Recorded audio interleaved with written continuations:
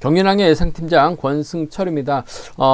우스컵은 결승까지 못한 선수들이 있기 때문에 타협점만 찾아나간다면, 신경전만 펼쳐나가지 않는다면 기량이 출중하기 때문에 동반 입상은 충분히 가능하지 않을까 생각해 볼 수가 있겠습니다. 하지만 쌍은 좀 조심스러울 것 같습니다. 하지만 복승은 안정감 있지 않을까 생각해 볼 수가 있겠습니다.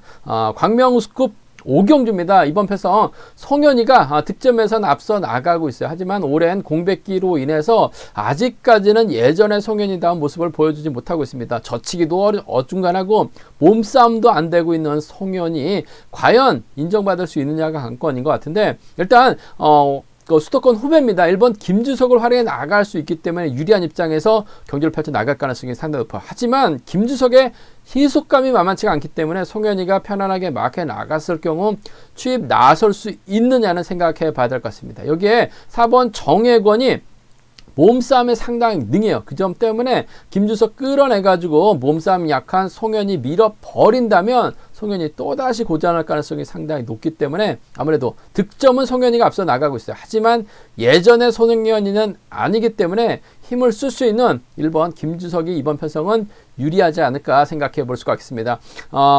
김주석이 양양에서 훈련하고 있죠. 양양에서 정용교, 고병수와 훈련하고 있는데 이번 회차 출전했었던 정용교가 있습니다. 아무래도 정용교랑 동반 출전하다 보니까 함께 훈련도 많이 했을 것 같아요. 정용교가 또 원체 추비에 능한 선수이기 때문에 김주석이 앞선에서 힘을 쓰는 훈련을 많이 했을 것 같습니다. 이번 편성도 힘을 쓸 가능성이 상당히 높아요. 송현이가 마크에 나갔을 경우 직선에서 차도 나올 수 있을 것 같은데 차 나오기가 쉽지 않다는 점 앞선에서 언급해 드렸었죠. 정혜권 때문에 그런 것 같습니다. 그 점 때문에 이번 편성 송현이보다는 1번 김주석이 분명 유리한 입장에서 경기를 펼쳐 나갈 가능성이 상당히 높죠. 김호준을 활용해 나가면서 저쪽이 타이밍 잡아 나가도 돼요. 그 점 때문에 1번과 6번의 전략적인 연합은 경주의 중심이라는 점 말씀드리고 싶은데, 정혜권이 변수입니다. 1번하고 4번 정도는 충분히 기대해 볼 수 있는 편성 경주가 되지 않을까 생각해 볼 수가 있습니다. 1번하고 6번입니다. 1번하고 4번이요. 두 차권 중에서는 그래도 1번과 6번의 전략적인 연합 쪽에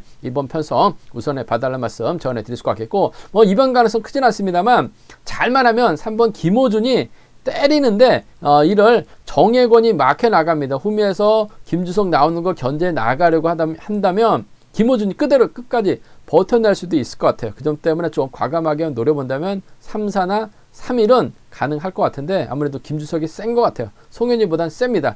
1번과 6번 쪽에 1번과 4번을 차선으로 함께 공략해 보자는 점 말씀드리고 싶습니다.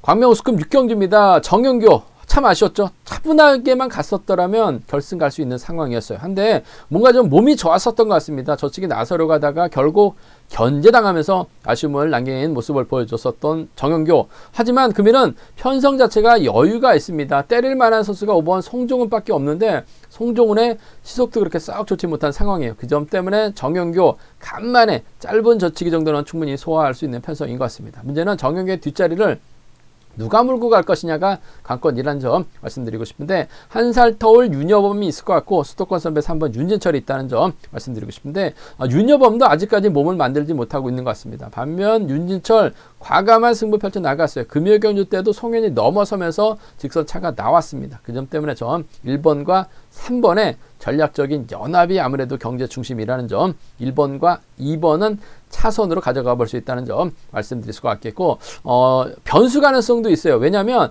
정영교가 원체 짧은 취평입니다. 아무래도 송종훈을 선행 나설 수 있는 송종훈을 활용해 나가려고 할 것 같은데, 문제는 남용찬도 이런 편성에서 기습작전을 펼쳐 나갈 수 있습니다. 그 점 때문에 남용찬이 끝까지 경주 주도에 나간다면 남용찬 머리로 간만에 노려볼 수도 있을 것 같아요. 4번하고 1번이라든지 4번하고 3번 고배당 노려보고 싶은 선수들은 남용찬을 한번 노려보자는 점, 노려보라는 점 말씀드릴 수가 있겠고, 아무래도 기본적인 전략은 1-3과 1-2 안에서 1번과 3번 수도권이죠.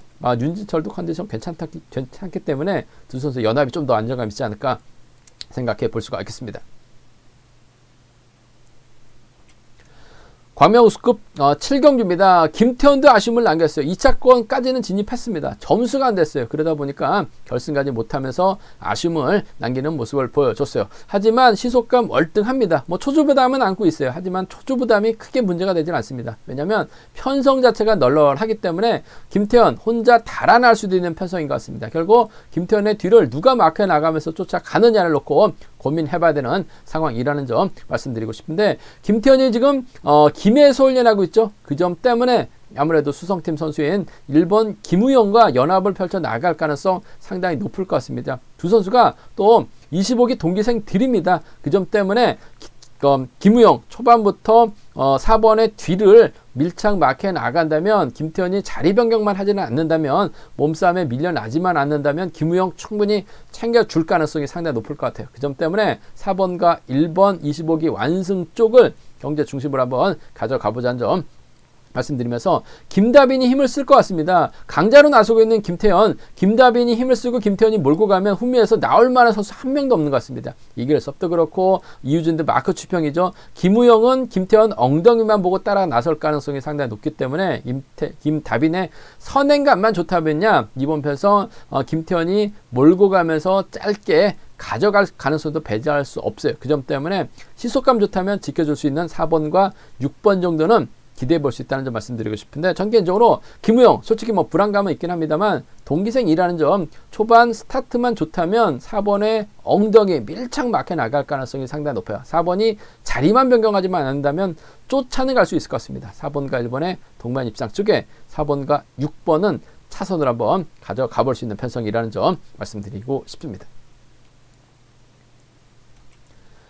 광명 우승급 8경주입니다. 이번 편성 김종력이 유리한 입장에서 경주를 펼쳐 나갈 수 있을 것 같습니다. 득점이 높죠. 뭐 전일도 김종력이 팔려 나갔었는데 김종력보다는 김종력을 좀 3차권 후차권으로 보내드렸었는데, 역시 김종력 3차권에 만족하면서 결승 진출은 꿈도 꾸지 못한 모습을 보여주고 말았습니다. 하지만 편성이 괜찮기 때문에 김종력, 금일 다시금 승부욕을 발휘해 나갈 수는 있을 것 같습니다. 근데 이번 윤진규라는 힘 좋은 선수가 있어요. 과연 김종력이 윤진규를 편안하게 마크해 나갔을 경우 직선에서 차가 나올 수 있느냐는 생각을 해봐야 될 것 같은데, 타종부터 때린다면야 김종력 넘어설 수는 있을 것 같습니다. 하지만 배수철이라는 앞선에서 힘을 쓸 수 있는 선수가 있기 때문에 윤진규 입장에서는 배수철을 철저하게 활용해 나가면서 짧게 가져가려고 할 가능성이 상당히 높죠. 전주하고 북광주에서 훈련하고 있는 선수들입니다. 그 점 때문에 배수철이 힘을 쓰고 윤지규가 반바퀴 지점이나 3, 4코너 지점에서 짧게만 가져간다면 김종력 제가 봤을 때는 넘어서기 버거울 것 같습니다. 그 점 때문에 저는 노련한 김종력보다는 윤진규의 버티기 쪽에 배수철이 있기 때문에 유리할 것 같아요. 2번하고 6번의 전략적인 연합인데 복승을 함께 염두하시는 전략 필요하다는 점 말씀드릴 수가 있겠고, 윤창호가 앞선에서 힘을 쓰고 배수철이 반바퀴 지점에서 타이밍 잡는다면 2번과 1번의 동반 입상도 가능할 것 같습니다. 2번과 1번의 동반 입상이라든지, 오히려 반대로 고재준이 힘을 쓰고 김종력이 몰고 가면 호미권에서 퍼집니다. 6번하고 5번은 노려볼 수 있을 것 같습니다. 맞대결이라고 한다면 2번, 1번이나 6번, 5번 가능할 것 같은데, 아무래도 2번하고 6번의 전략적인 연합이 이번 편성 매우 기대가 된다는 점 말씀드리고 싶은데, 복승의 안정감이 있을 것 같고, 취평보다는 마크형보다는 힘을 쓸 수 있는 윤진규, 배수철이 있기 때문에 유리한 편성이라는 점 말씀드리고 싶습니다.